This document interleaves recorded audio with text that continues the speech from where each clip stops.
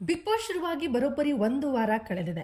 ವಾರದ ಕತೆ ಕಿಚ್ಚನ ಜೊತೆ ಕಾರ್ಯಕ್ರಮಕ್ಕೆ ಬಿಗ್ ಬಾಸ್ ಅಭಿಮಾನಿಗಳೆಲ್ಲರೂ ಕೂಡ ಕಾಯ್ತಾ ಇದ್ರು. ಯಾಕಂದ್ರೆ ಈ ಸಲದ ಬಿಗ್ ಬಾಸ್ ಮೊದಲನೇ ವಾರದಲ್ಲೇ ಪೀಕಿಗೆ ಹೋಗಿತ್ತು. ಕಾರಣ ಲಾಯರ್ ಜಗದೀಶ್. ಏನಕ್ಕಪ್ಪ ಅಂದ್ರೆ ಅವರ ಅತಿಯಾದಂತ ಅತಿರೇಕದ ವರ್ತನೆ. ಪ್ರತಿ ಸಲ ಬಿಗ್ ಬಾಸ್ ಅಲ್ಲಿ ಒಂದ್ 2-3 ವಾರ ಆದ್ಮೇಲೆ ಅಲ್ಲಲ್ಲೇ ಚಿಕ್ಕ ಗಲಾಟೆ ಶುರು ಆಗ್ತಿತ್ತು. ಹೀಗೆ ಅಲ್ಲೊಂದು ಇಲ್ಲೊಂದು ಮಾತಾಗ್ತಿತ್ತು. ಕೊನೆಗೆ ಆ ಜಗಳ ಏನೋ ಮೇಲೆ ಹೋಗ್ತಿತ್ತು. ಬಟ್ ಈ ಸೀಸನ್ನಲ್ಲಿ ಮೊದಲನೇ ವಾರದಿಂದಲೇ ಜಗದೀಶ್ ಅವರು ತಮ್ಮ ಆಟನ ಆಡೋಕ್ಕೆ ಶುರು ಮಾಡ್ಕೊಂಡಿದ್ದಾರೆ.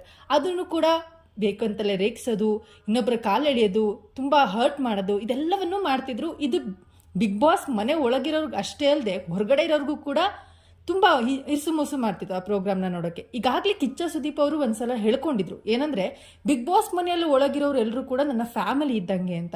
ಇವತ್ತೇನು ಮಾತಾಡ್ತಾರೆ ಅನ್ನೋದು ಎಲ್ಲರೂ ಕೂಡ ತುಂಬ ಕುತೂಹಲದಿಂದನೇ ಕಾಯ್ತಾ ಇದ್ರು. ಇಷ್ಟೇ ಅಲ್ಲದೆ ಜಗದೀಶ್ ಅವರು ಮಾಡಿದಂಥ ಒಂದು ತಪ್ಪೇನಪ್ಪ ಅಂದರೆ ಬಿಗ್ ಬಾಸ್ಗೆನೆ ಆವಾಜ್ ಹಾಕಿದ್ರು. ಆವಾಜ್ ಹಾಕಿದಷ್ಟೇ ಅಲ್ಲ, ಬಿಗ್ ಬಾಸ್ ಬಗ್ಗೆನೇ ತುಂಬ ಕೆಟ್ಟದಾಗಿ ಮಾತಾಡಿದ್ರು. ಅದೇನಂದರೆ ನಾನು ಹೊರಗಡೆ ಬಂದ ತಕ್ಷಣ ಬಿಗ್ ಬಾಸ್ನ ಎಕ್ಸ್ಪೋಸ್ ಮಾಡ್ತೀನಿ, ನೀವು ಅದು ಹೇಗೆ 12 ಸೀಸನ್ನ ನೆಕ್ಸ್ಟ್ ಸೀಸನ್ನ ಮಾಡ್ತೀರಾ ನಾನು ನೋಡ್ತೀನಿ, ಅಷ್ಟೇ ಅಲ್ಲದೆ ನನ್ನನ್ನು ಈ ಪ್ರೋಗ್ರಾಮ್ಗೆ ಕಾಡಿ ಬೇಡಿ ಕರ್ಕೊಂಡು ಬಂದಿದ್ದಾರೆ ಅನ್ನೋ ಒಂದು ಸ್ಟೇಟ್ಮೆಂಟನ್ನು ಕೊಟ್ಟಿದ್ರು.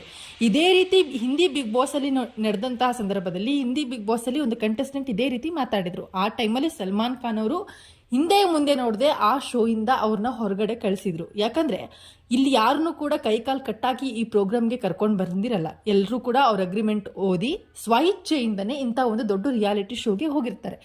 ಲಾಯರ್ ಜಗದೀಶ್ ಅವರು ಕೂಡ ಅವರ ಒಂದು ಇಚ್ಛೆಯಿಂದನೇ ಮನೆ ಒಳಗಡೆ ಹೋಗಿರ್ತಾರೆ. ಅಲ್ಲಿ ಹೋದ್ಮೇಲೆ ನೀವು ನನ್ನ ಕಾಡಿ ಬೇಡಿ ಕರ್ಕೊಂಡು ಬಂದಿದ್ದೀರಾ, ನೀವು ನೆಕ್ಸ್ಟ್ ಸೀಸನ್ ಮಾಡೋಕ್ಕೆ ಬಿಡಲ್ಲ, ನಿಮ್ಮನ್ನ ಎಕ್ಸ್ಪೋಸ್ ಮಾಡ್ತೀನಿ, ಇದೆಲ್ಲ ಮಾತು ಇಂಡೈರೆಕ್ಟ್ ಆಗಿ ಬಿಗ್ ಬಾಸ್ ಅಂದರೆ ಜನ ಹೇಗೆ ನೋಡ್ತಾರೆ ಅಂದರೆ ಕಿಚ್ಚ ಸುದೀಪ್ ಅವ್ರು ನಡೆಸ್ಕೊಡ್ತಾರೆ ಒಂದು ಪ್ರೋಗ್ರಾಮ್. ಇದು ಕಿಚ್ಚ ಸುದೀಪ್ ಅವರ ಮನೆ. ಆ ಮನೇಲಿರೋ ಸದಸ್ಯರುಗಳಿಗೆಲ್ಲ ಹೆಡ್ ಕಿಚ್ಚ ಸುದೀಪ್ ಅವರು. ಅವ್ರು ಏನು ಹೇಳ್ತಾರೆ ವೀಕೆಂಡಲ್ಲೇ ತುಂಬ ಇಂಪಾರ್ಟೆಂಟ್ ಆಗುತ್ತೆ. ಹೀಗೆ ಬಿಗ್ ಬಾಸ್ ನೋಡುವಂಥ ಪರ್ಟಿಕ್ಯುಲರ್ ಆಗಿ ಬಿಗ್ ಬಾಸ್ನ ಯಾರೆಲ್ಲ ಡೈಲಿ ಕುತ್ಕೊಂಡು ಅಬ್ಸರ್ವ್ ಮಾಡ್ತಿರ್ತಾರೆ ಅವರೆಲ್ಲರೂ ಕೂಡ ಹೀಗೆ ಟ್ರೀಟ್ ಮಾಡ್ಕೊಂಡಿರ್ತಾರೆ. ಅದು ಕಲರ್ಸಲ್ಲಿ ಬರುತ್ತೆ, ಇನ್ನೊಂದು ಮತ್ತೊಂದು ಚಾನಲ್, ಅದು ನೆಕ್ಸ್ಟ್. ಬಟ್ ಎಲ್ಲರೂ ನೋಡೋದು ಹೇಗೆ ಕಿಚ್ಚ ಸುದೀಪ್ ಅವ್ರು ನಡೆಸ್ಕೊಡ್ತಾರೆ. ಅಲ್ಲಿ ಮನೆ ಒಳಗಡೆ ಒಂದಿಷ್ಟು ಮಂದಿ ಹೋಗಿದ್ದಾರೆ, ಇವ್ರನ್ನೆಲ್ಲ ಹ್ಯಾಂಡಲ್ ಮಾಡೋದು ಸುದೀಪ್ ಅವರು. ಜನಗಳ ಮೈಂಡಲ್ಲಿ ಇರೋದು ಇಷ್ಟೇ. ಇದ್ರ ಪ್ರಕಾರವಾಗಿಯೇ ಜನಗಳು ಕೂಡ ನೋಡೋದು. ಸೊ ಇವಾಗ ಏನಾಗಿರುತ್ತೆ ಅಂದರೆ ಕಂಪ್ಲೀಟಾಗಿ ಎಲ್ಲೂ ಕೂಡ ಸುದೀಪ್ ಅವರ ತಲೆ ಮೇಲೆ ಬಂದಿರುತ್ತೆ. ಅಂದರೆ ಅವ್ರು ಹೇಗೆ ಹ್ಯಾಂಡಲ್ ಮಾಡ್ತಾರೆ, ಜಗದೀಶ್ ಅವ್ರನ್ನ ಕಳಿಸ್ತಾರಾ ಇಲ್ವಾ ಅಂತ. ಯಾವಾಗ ಒಬ್ಬ ವ್ಯಕ್ತಿ ಒಂದು ತಾನು ಹೋಗಿರುವಂಥ ಶೋ ಬಗ್ಗೆ ತುಂಬ ಕೆಟ್ಟದಾಗಿ ಮಾತಾಡಿದಾಗ ಅದೊಂದು 2-3 ವಾರ ಆಗಿ ಏನೋ ಒಂದು ಇರಿಟೇಟ್ ಆಯಿತು, ಆ ಟೈಮಲ್ಲಿ ತಡ್ಕೊಳಕ್ಕಾಗದೆ ಮಾತಾಡಿದ್ರು. ನೋ, ಇದು ಯಾವುದೂ ಆ ಥರ ಆಗಿರೋದಲ್ಲ. ಬದಲಿಗೆ ಇಂಟೆನ್ಷನಲಿ ಲಾಯರ್ ಜಗದೀಶ್ ಅವರು ಆಡ್ತಿರುವಂಥದ್ದು. ಇಷ್ಟೆಲ್ಲ ಮಾತಾಡ್ತಾರೆ, ಮತ್ತೆ ಬಂದು ಸಾರಿ ಕೇಳ್ತಾರೆ, ಮತ್ತೆ ಬಂದು TRP ಗೋಸ್ಕರ ಅಂತ ಹೇಳ್ತಾರೆ.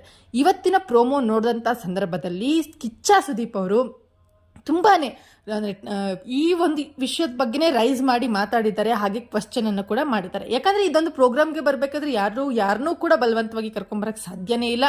ಎಲ್ಲವೂ ಕೂಡ ಒಂದು ಅಗ್ರಿಮೆಂಟ್ ಮೇಲೆ, ಕಾಂಟ್ರಾಕ್ಟ್ ಮೇಲೆ ಅವ್ರನ್ನ ಕೇಳಿರ್ತಾರೆ. ಇವರು ಅದಕ್ಕೆ ಒಪ್ಪಿಗೆ ಕೊಟ್ಟು ನಾನು ಬರ್ತೀನಿ ಓಕೆ ಅಂದಾಗಷ್ಟೇ ಕರ್ಕೊಂಡು ಬಂದಿರ್ತಾರೆ. ಅಲ್ಲಿ ಹೋಗೋಂಥ ಸಂದರ್ಭದಲ್ಲಿ ಒಂದು ಶೋ ಬಗ್ಗೆನೇ ಕೆಟ್ಟದಾಗಿ ಮಾತಾಡೋದನ್ನು ಆ ಪ್ರೋಗ್ರಾಮ್ನ ಯಾರು ನಡೆಸ್ಕೊಡ್ತಾರಲ್ವ ಅವರಿಗೆ ಇರಿಸುಮುರ್ಸು ಮಾಡಿರುತ್ತೆ. ಸೊ ಒಟ್ಟಾರೆಯಾಗಿ ಹೇಳ್ಬೇಕಂದ್ರೆ ಎಲ್ಲ ಹೇಳ್ತಿರೋದು ಈ ಥರ ಎಲ್ಲ ಆದಮೇಲೆ ಜಗದೀಶ್ ಅವ್ರನ್ನ ಇಟ್ಕೊಳ್ಳೋಕೆ ಹೋಗಲ್ಲ. ಯಾಕಂದರೆ ಅಲ್ಲಿ ಕಂಟೆಸ್ಟೆಂಟ್ ಗೇಮ್ ಏನು ವ್ಯಕ್ತಿತ್ವ ಅದೆಲ್ಲ ತೋರಿಸೋದಕ್ಕಿಂತ ಡೈಲಿ ಜಗಳ ಆಡ್ಕೊಂಡೇ ಇರಬೇಕಾಗುತ್ತೆ. ಇನ್ನೊಂದು ಇದು ಕಲರ್ಸ್ ಕನ್ನಡಕ್ಕೆ ಹಾಗೆ ಬಿಗ್ ಬಾಸ್ ಶೋ ಏನು ನಡೆಸ್ಕೊಡ್ತಾರಲ್ವ ಇದೆಲ್ಲರಿಗೂ ಕೂಡ ಒಂಥರ ಇರಿಸುಮುರ್ಸಾಗುತ್ತೆ. ಮತ್ತು ವೀಕ್ಷಕರಿಗೂ ದಿನ ಏನು ಜಗಳ ಅನ್ನೋ ಥರನೇ ಆಗುತ್ತೆ.